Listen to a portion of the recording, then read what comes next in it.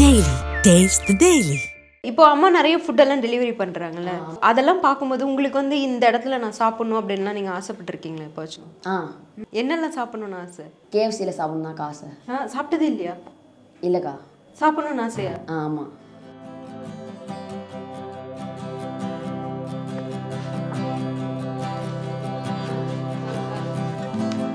Hi, நல்லா இருக்கியா? நல்லா இருக்கீங்களா? நல்லா இருக்கேன். நேற்று இன்டர்வியூ நீனே சொல்லியிருந்த எனக்கு கேஎஃப்சி சாப்பிட்றது ரொம்ப பிடிக்கும்னு. ஸோ உன்னோட ஆசை நிறைவேற்ற நாங்கள் வந்திருக்கோம். அம்மா நீனு தான் சேர்ந்து எல்லாருக்கும் டெலிவரி பண்ணுவீங்க. உங்களுக்கு நாங்கள் இன்றைக்கி வந்து டெலிவரி பண்ணுவோம். ரொம்ப தேங்க்ஸ்ண்ணா. அம்மா வாங்கம்மா, இத்தனை நாள் நாம் தான் டெலிவரி பண்ணிட்டு இருந்தோம். இப்போ நம்ம போகிறோன்னா டெலிவரி பண்ணுறாங்க. நம்ம கேட்டதுனால நீங்கள் ஓப்பன் பண்ணி தாங்க எனக்கு. ரொம்ப நன்றிப்பா. என் புள்ள ஆசைப்பட்டதை நிறைவேற்றிருக்கீங்க. ரொம்ப ரொம்ப நன்றி.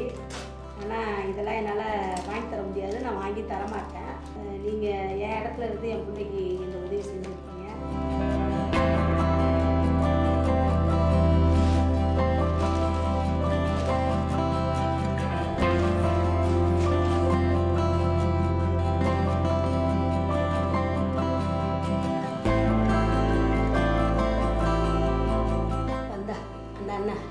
வாங்கி கொடுத்த ஆசையாக வாங்கி கொடுத்துருக்காங்க. சாப்பிடுங்க. என்னால் முடியல, என் ஆசையாக அவங்க நிறைவேற்றி கொடுத்துருக்குறாங்க. எப்படிடா இருக்குது உனக்கு இத்தனை நாள் ஆசை? சூப்பராக இருக்குண்ணா. எத்தனை வருஷமாக நீ பார்த்த கேஎஃப்சி மேலே உனக்கு ரொம்ப பிரியமாக இருக்குது? 1 இயர்ண்ணா. 1 இயராகவே. எப்படி உனக்கு வந்து ஆசை வந்துச்சு கேஎஃப்சி மேலே? அங்கேயா நிறைய ஆர்டர் போடுறதுனால வந்துச்சுண்ணா. இப்போ அம்மா கூட அப்படியே அங்கே போய் ஆமாண்ணா. எல்லா கேஎஃப்சி போகிறதுனால, ஆனால் அந்த கேஎஃப்சி மட்டும்தாண்ணா.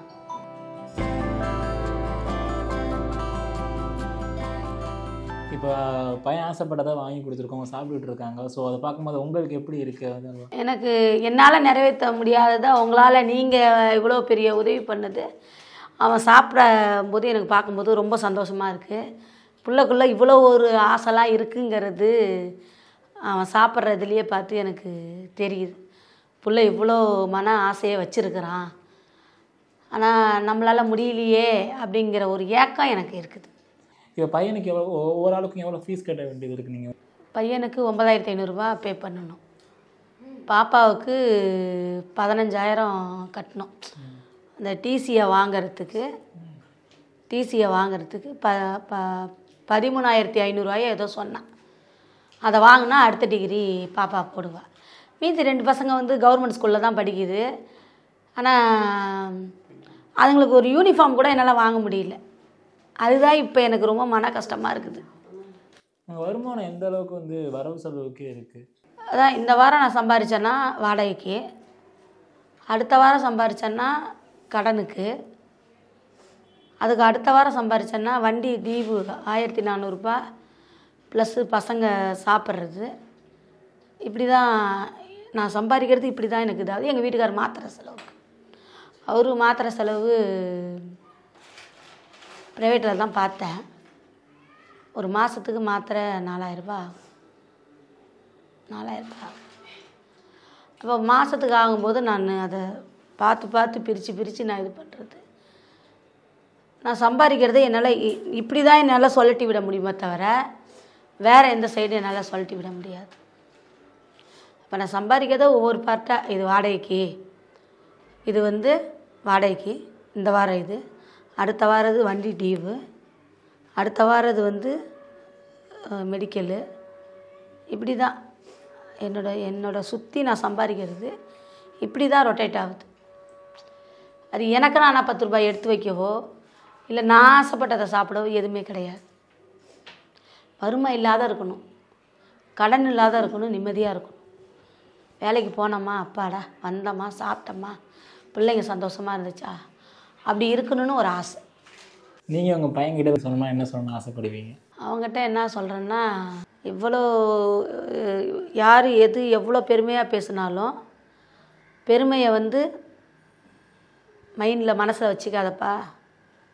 இதெல்லாம் வந்து புகழ்ச்சியெல்லாம் மனசில் ஏற்றுக்காத, நல்லா படி. இது நீ பேசுனீன்னா இது உனக்கு கர்வத்தை கொண்டு வந்துடும். நான் இந்த அளவுக்கு நான் வந்திருக்கிறேன், உண்மைக்கு சொல்கிறேன். என்னை அவங்க பேசுனாங்க, இவங்க பேசுனாங்க, என்னை இவங்க பாராட்டினாங்க, இது எனக்கு சந்தோஷமாக இருக்குது. இதெல்லாம் நீ வந்து மைண்ட்லேயே வைக்கக்கூடாது. அவங்க பேசுனாங்களா ரொம்ப சந்தோஷமாக இருக்குது, அதோடு அப்படியே விட்டுடணும். நீ இவ்வளோலாம் பேசி நீ இவ்வளோ தூரம் தூக்கிட்டு வந்து வச்சுருக்காங்கன்னு சொல்லிட்டு தலைக்கண்ணம் கொள்ளக்கூடாது. தலைக்கண்ணன்னா கர்வத்தை மைண்டில் வைக்கக்கூடாது.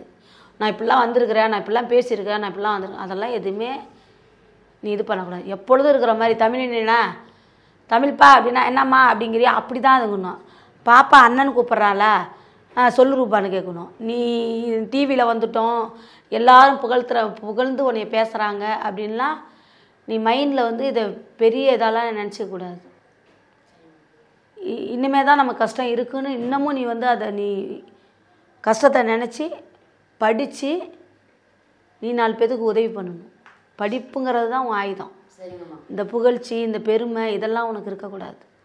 நான் படிக்கணும், நீ படித்தா உன் தங்கச்சிக்கு நல்லது, உனக்கு நல்லது, 4 பேத்துக்கு நல்லது செய்யலாம். அவ்வளோதான். உங்களுக்கு வந்து இப்போ வீடியோ வெளியாக இருந்துச்சு, ஸோ நிறைய பேர் பார்த்துருந்தாங்க. ஏதாச்சும் உங்களுக்கு ஹெல்ப் பண்ணுறக்கான உங்களை காண்டாக்ட் பண்ணாங்களா ஏதாச்சும்? ஒருத்தர் கால் பண்ணாங்கப்பா, பார்த்துட்டு நான் வீடியோ பார்த்தேன்னு சொல்லிட்டு. காலைல நான் வந்து அமெரிக்காவில் வந்து பேசுகிறேன், இந்த மாதிரி வந்து உங்கள் வீடியோ பார்த்தம்மா, ரொம்ப கஷ்டமாக இருந்துச்சு, நானும் கஷ்டப்பட்டு தாம்மா வந்தேன்.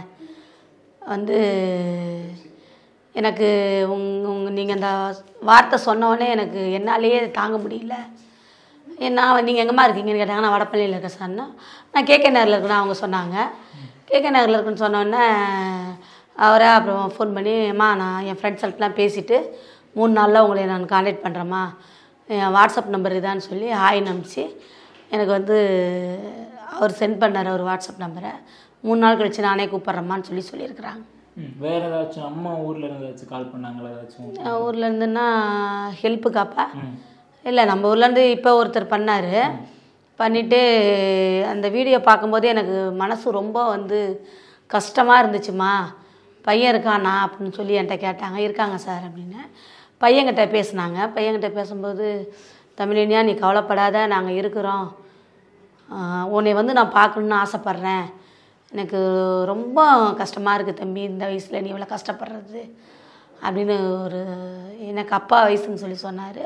அவர் பேசினார். பேசிவிட்டு உங்களை நான் வந்து பார்க்குறேன், கட்டாயம் வீட்டுக்கு வரேன், எங்கே இருக்குது வீடுன்னு சொல்லி கேட்டார். நாங்கள் வந்து வீட்டை சொல்லி சொன்னோம். சரிங்கப்பா நான் அப்பப்போ கால் பண்ணுறேன் அப்படின்னு சொல்லி பேசினார். அப்பா பரவாயில்லையான்னு கேட்டார். அப்பா ஓரளவுக்கு பரவாயில்ல சார் அப்படின்னு சொல்லி சொன்னோம்.